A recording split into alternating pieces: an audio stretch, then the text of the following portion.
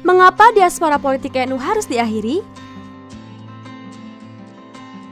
Nahdlatul Ulama atau NU sebagai organisasi kemasyarakatan telah memainkan peran penting politik kebangsaan. Peran substansial ini membuat NU tidak dapat sepenuhnya dijauhkan dari politik praktis. Kiai Haji Abdurrahman Wahid almarhum misalnya mendirikan Partai PKB demi mewujudkan cita-cita mulia politik kebangsaannya.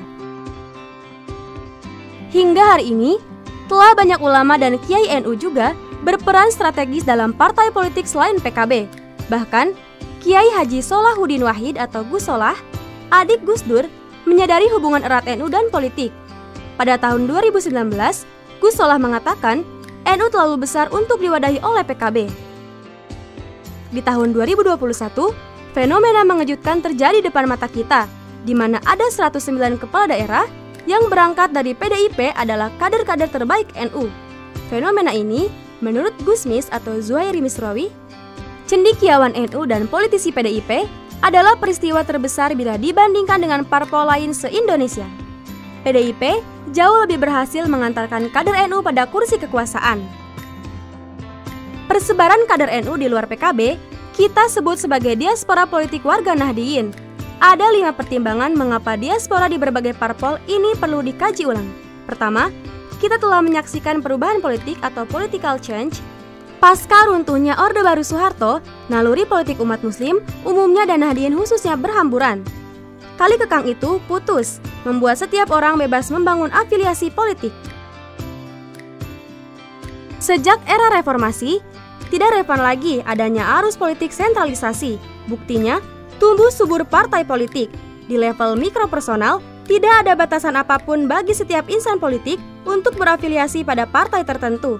Bahkan, setiap individu berhak mendirikan partai-partai baru sekalipun tidak ada jaminan mampu menjadi corong politik baru. Namun, kontribusi kader NU pada Jamiyah pada Pilpres 2019 belum kentara. Buktinya, NU sempat meradang karena nyaris tidak dapat jatah menteri. Bahkan, NU blak-blakan minta jatah menteri karena suara Nahdliyin ke Jokowi tidak gratis.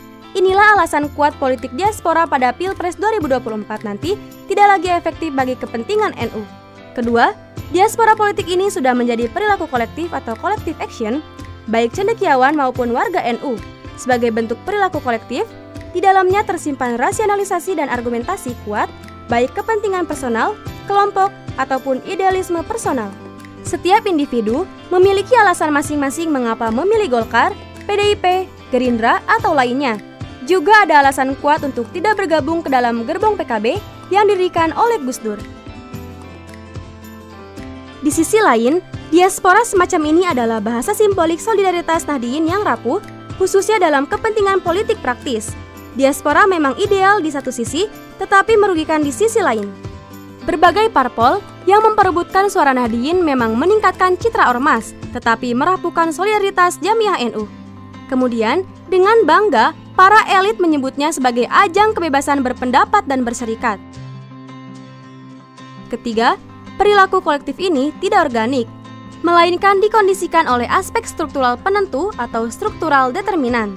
Salah satu contohnya, NU tidak lagi dapat didefinisikan secara struktural keormasan, karena pada nyatanya, pengaruh pengurus di jabatan struktural tidak jauh lebih karismatik dari kiai-kiai dan ulama-ulama NU yang beroperasi di ranah kultural. Dampaknya, diaspora politik memecah belah NU struktural dengan NU kultural. Jangan heran apabila pada setiap putaran pemilihan umum, elit politisi PBNU menyatakan dukungan pada satu kubu dan di saat yang sama, kalangan ulama kiai NU menyatakan dukungan pada kubu sebelah. Contohnya, PBNU siap menangkan pasangan Jokowi Ma'ruf Amin di satu sisi, tetapi di sisi lain, sebagian keluarga pendiri NU berada di kubu Prabowo Sandi. Diberitakan pada publik bahwa beberapa cucu pendiri NU yang menyatakan mendukung Prabowo Sandiaga, antara lain Kiai Haji Hashim Karim, Irfan Yusuf Hashim, Kiai Haji Fahmi Amrullah, Kiai Haji Ahmad Baidowi, Gus Billy, Gus Adib, kemudian Kiai Haji Hasib Wahab, Kiai Haji Gozli Wahib Wahab, Hajah Maslahah Wahib Wahab, Kiai Haji Rohmad Wahab, Gus Abdul Rozak, dan Nyai Hajah Oni Idris Hamid. Keempat, diaspora politik elit dan warga Nahdliyin adalah korban adanya konsolidasi politik atau victim of political consolidation. Seluruh parpol yang ada membangun jaringan politik mereka dengan tokoh-tokoh simpul dalam tubuh NU. Artinya, idealisme politik kebangsaan Nahdliyin disubordinasi ke dalam kepentingan politik praktis sebagai parpol. Diaspora politik NU menjadi pintu gerbang kolonialisasi atas ideologi NU oleh ideologi berbagai partai politik. Membiarkan praktek diaspora politik ini terus-menerus bergulir sama saja dengan menyumbat saluran konsolidasi suara politik kebangsaan NU. Sehingga mustahil menyebut NU memiliki ideologi kebangsaan, sementara saluran politiknya beragam, bercampur baur dengan beragam warna lain. Kelima, diaspora politik melahirkan hubungan yang hierarkis antara kiai-kiai struktural dan kiai-kiai kultural, bagaikan hubungan pusat dan pinggiran, center-local relation. Semakin berada pada kepengurusan pusat, maka semakin dekat dengan kekuasaan. Ketimpangan distribusi modal sosial politik ini membuat semakin jauh antara akses pengurus pusat dan daerah, sehingga membuka keran afiliasi politik tidak seragam, sekalipun sama-sama ulama Kiai NU. Ketidakseragaman ini berdampak pada kelas sosial akar rumput yang melihat figur kiai mereka berbeda-beda. Hubungan dengan model pusat pinggiran semacam itu sangat rentan, terutama di sisi ketahanan politis dan kultural. Dari sisi politik, suara setiap elit dan warga Nahdliyin mudah dipecah belah. Di sisi kultural, ideologi kebangsaan NU mudah disusupi kepentingan ideologis partai-partai lain.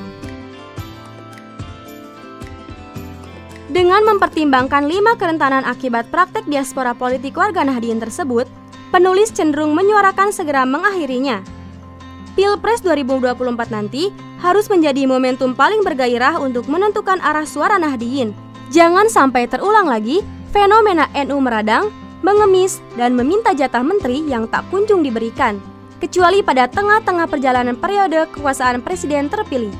Sudah saatnya NU struktural dan kultural mengukuhkan solidaritas dengan kembali ke rumah besar politik NU atau Nahdliyin secara totalitas, yaitu PKB atau Partai Kebangkitan Bangsa. Jika itu terlaksana, bukan hal yang mustahil NU atau PKB akan menjadi kekuatan politik terbesar di Indonesia, bahkan menyalip PDIP di pemilu 2024. Wallahu a'lam bishawab.